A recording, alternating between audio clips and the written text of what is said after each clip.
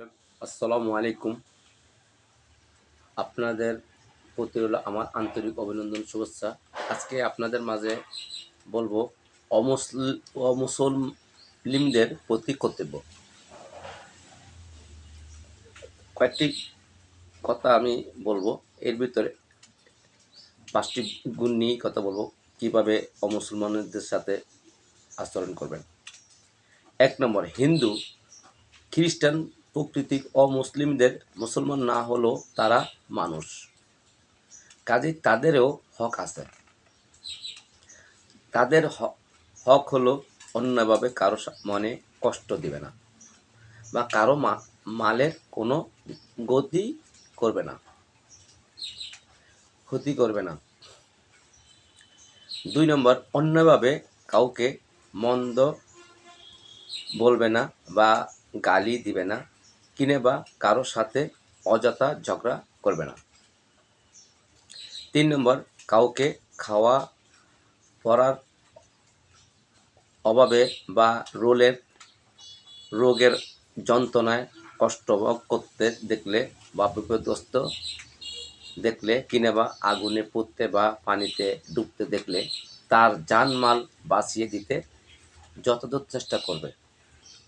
৪ নম্বর, কোরআনে আইন অনুসারে সে শাস্তির উপযুক্ত হলে ন্যায্য বিচার এবং ন্যায্য শাস্তি দিবে, অন্যভাবে বিচার করবে না। ৫ নম্বর, কোনো অমুসলিম বিপদগ্রস্ত হলে তাকে সাহায্য করবে, ক্ষুধার্ত হলে খাদ্যও দিবে, আর অসুস্থ হলে চিকিৎসার ব্যবস্থা করবে। সুপ্রিয় দর্শক, আমরা মুসলমানদের দেশ হিসেবে বাংলাদেশ পরিচিত। বাংলাদেশের শতকরা ৯০-৯৫% মুসলিম। এখানে অন্য জাত আছে, হিন্দু, বৌদ্ধ, খ্রিস্টান। প্রত্যেকেই বাংলাদেশের নাগরিক। প্রত্যেকেরই ভোটার দেওয়ার অধিকার আছে, গণতান্ত্রিক রাষ্ট্র হিসাবে গণতান্ত্রিক কথা বলার অধিকার আছে। কিন্তু আমরা কিছু মানুষ ধর্ম নিয়ে আমরা ভেদাভেদ করি। আসলে ধর্ম নিয়ে ভেদাভেদটা না করাই উত্তম। কারণ হযরত মুহাম্মদ সাল্লাল্লাহু আলাইহি সাল্লামের যে আদর্শে আমরা অনুসরণ করি, সেই আদর্শের ভিতরে আছে একজন বুড়িকে পর্যন্ত হযরত মুহাম্মদ সাল্লাল্লাহু আলাইহি সাল্লাম ক্ষতি করতে এসেছে, রাস্তার ভিতরে কাঁটা দিয়েছেন। এবং হযরত মুহাম্মদ সাল্লাল্লাহু আলাইহি সাল্লাম কাঁটা তুলে রাস্তা দিয়ে হাঁটতেন। এমনকি বুড়ি অসুস্থ ছিলেন, বুড়িকে চিকিৎসা করার জন্য উনি যথাসাধ্য চেষ্টা করেছেন। এবং বুড়ি সুস্থ হয়ে কী করলেন, আপনার নবীর প্রতি আস্থা ফিরিয়ে আসছে। তখন ওই মক্কার আরব দেশের ভিতরে কিছু লোক, দুষ্কৃত লোক নবীকে ক্ষতি করার জন্য চেষ্টা করেছিল এবং নবীর ভয়ে অনেকে তাদের এলাকা ছেড়ে চলে যাচ্ছে। কিন্তু হযরত মুহাম্মদ সাল্লাল্লাহু আলাইহি সাল্লাম এমন একজন আদর্শ মানব জগতের শ্রেষ্ঠ নবী ছিলেন। উনি কারো ক্ষতি করতে আসেন নাই, বরঞ্চ বলছে এখানে আমার আমার আমল, আমার আখলাক দেখে মানুষ মুসলিম হবে। এটাই ছিল হযরত মুহাম্মদ সাল্লাল্লাহু আলাইহি সাল্লাম বিশ্বনবীর আদর্শ। কিন্তু তখন বুড়ি যাচ্ছে না, এবং বুড়ি না যাওয়ার কারণে অনেকে অমুসলিম প্রশ্ন করলো, আপনি এলাকা থেকে যাচ্ছেন না কেন? বলছে, আমাদের অন্য অমুসলিম বলতেছে এখানে এমন নবী আসতেছেন যিনি আমাদের ক্ষতি করবেন। তখন বুড়ি বলছেন, আপনারা কার কার ভয়ে চলে যাচ্ছেন? হযরত মুহাম্মদ সাল্লাল্লাহু আলাইহি সাল্লামের? বুড়ি, আপনি কথা বলতেছেন? আমি সবসময় বুড়ি রাস্তার ভিতরে কাটা কাটতাম, আমি অসুস্থ ছিলাম, আমাকে সেবা করেছেন, তার ভয়ে আপনারা চলে যাবেন? এই কথাকে অমুসলিম চিন্তিত হয়ে গেল। কারণ অমুসলিম জানতো বিশ্বনবী অনেক খারাপ। কিন্তু বিশ্বনবী যে আমাদের মুসলমানের একজন আদর্শ আলোর প্রদীপ, উনি কিন্তু কারো ক্ষতি করতে আসেননি। উনি খারাপ মানুষটিকে ভালো পথে আনার জন্য তার অনুসরণ পথ দেখাইছেন, অর্থাৎ আলোর পথ নিয়ে এগিয়ে যেতে চেষ্টা করছেন। তখন হযরত মুহাম্মদ সাল্লাল্লাহু আলাইহি সাল্লামের প্রতি খারাপ দুষ্কৃতীয় মানুষগুলো এসে মুসলমান হলেন, কলেমা লা ইলাহা ইল্লাল্লাহু মুহাম্মাদুর রাসূলুল্লাহ বললেন। এটাই হচ্ছে আমাদের ইসলামের শান্তির ধর্মের, ইসলামের শান্তির কালেমা। পাঁচ কালেমার মধ্যে এক কলেমা। এবং আমাদের ইসলাম ধর্ম কিন্তু সুন্দর একটা সামাজিক ধর্ম, যে ধর্মতে শিখা আছে কীভাবে আমরা কঠোর পরিশ্রম করব, কীভাবে আমরা মানুষকে পাশে দাঁড়াবো, কীভাবে মানুষকে সাহায্য করব, এটি লেখা আছে। কিন্তু সেই ইসলাম ধর্মের আদর্শ কোরআন শরীফের অর্থ সহ যারা পড়ছে, যারা পড়েন, তারা কাউকে ক্ষতি করে না। আর যারা ইসলামের মানে অনুসরণে নেই, তারাই কিন্তু অন্যকে ক্ষতি করবে। খালি ইসলাম ধর্মের মোহাম্মদ সাল্লাহ সাল্লামের উম্মত যারা আদর্শ, তারা কখনো কারো এক বিন্দু ক্ষতি করতে চাইবে না।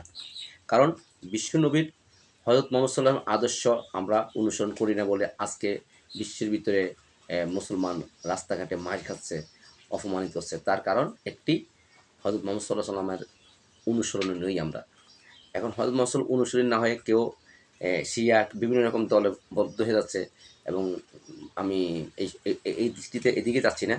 এক কথায় আমি বলবো, আপনারা কোরআন শরীফ পড়ুন, কোরআন শরীফ অর্থসহ পড়ে, এবং ছয়টা সহিহ হাদিস আছে, মুসলিম শরীফ, বুখারী শরীফ, তিরমিজি শরীফ, বুখারী শরীফ, এগুলো আমল করুন। দেখবেন আপনার নিজের পরিবর্তন হবে এবং অন্যর মাঝও কিছু দেওয়া যাবে। কারণ আমাকে দেখেই তো মানুষ আমাকে ভালোবাসবে এবং আমাকে অনুসরণ করবে। আমি নিজে যদি ভালো না হই, তাহলে মানুষ আমাকে কীভাবে ভালোবাসবে, কীভাবে সম্মান করবে? সুপথে আসতে হলে নিজেকে আগে পরিবর্তন করতে হবে। আমি নিজে পরিবর্তন হব, অপরকে পরিবর্তন করতে পারবো ইনশাল্লাহ। আর আমি নিজেই তো পরিবর্তন নেই, তা আমি কীভাবে অন্যকে পরিবর্তন করব? আর হযরত মুহাম্মদ সাল্লাল্লাহু আলাইহি ওয়াসাল্লামকে কাফেরেরা, অন্যান্য জাতের মানুষেরা মাল গচ্ছিত রাখতেন, এবং ওই যে মাল যেভাবে রাখতেন ঠিক সেইভাবে মাল নিয়ে যেতেন।